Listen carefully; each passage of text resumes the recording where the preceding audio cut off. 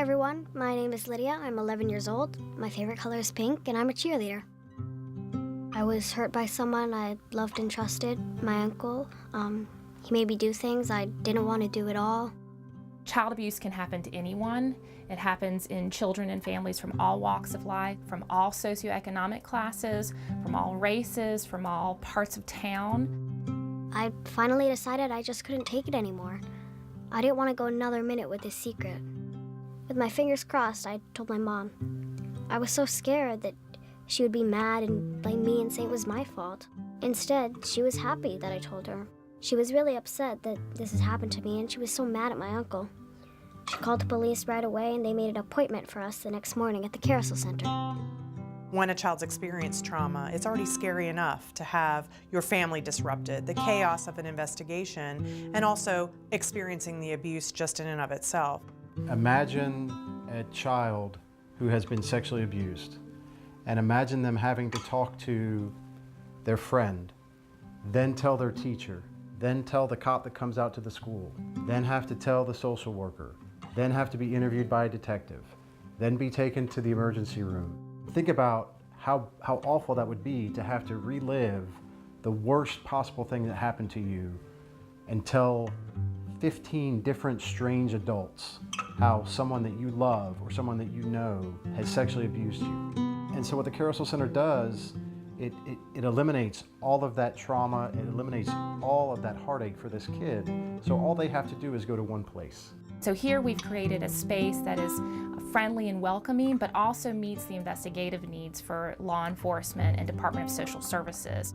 Carousel Center is like my one-stop shop for my families. There's a team involved. I focus on the criminal portion of the situation, whereas the Carousel Center focuses on the therapy and the well-being of the child.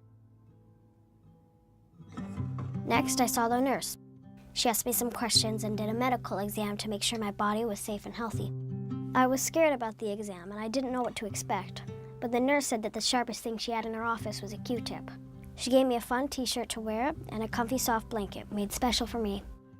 My piece is the medical piece, and when I do the medical exam, I talk to a child at their level.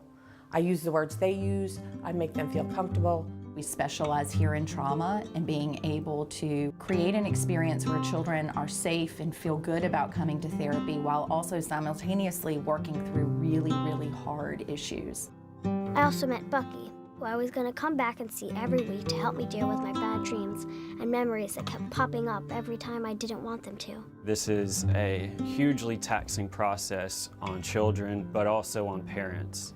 And so when they're able to come in and sit down with me for therapy appointments and learn that the next 3 months of therapy will be at no cost to them, the relief is palpable. The support that's provided by this center is being given to them by the community. We are dependent on the community to provide funds for us. We have approximately an $800,000 budget. It requires $125,000 to $200,000 that we must raise each and every year as opposed to grants. But we have to ask the community to be sold on our mission and help us to be able to carry out that mission. We're the only organization in the three-county area that does what we do. I just cannot implore people enough that if they really realized how many cases of child abuse and neglect are reported on a daily basis and how many we see here at the Carousel Center that never ever make it to the news, that you never hear about, you would see it as the problem that it really is.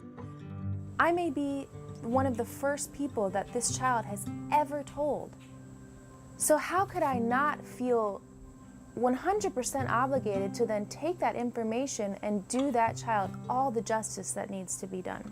I think there has to come a time where our community looks at children as our greatest resource. I used to think that I was the one who did something wrong, but now I understand that I did something right and he did something very wrong. I want kids to know that you don't have to be afraid to tell someone if you're being sexually abused. Tell until someone listens and don't stop. In order for me and in order for my office to put the bad guy in jail, I can't do my job without the Carousel Center working properly. I know that people have to make their decisions about where they're going to invest their money, and that sometimes investing your money in child abuse isn't fancy and it's not glamorous. But I can't imagine that there's a better place to invest than in the future of our community and of our children.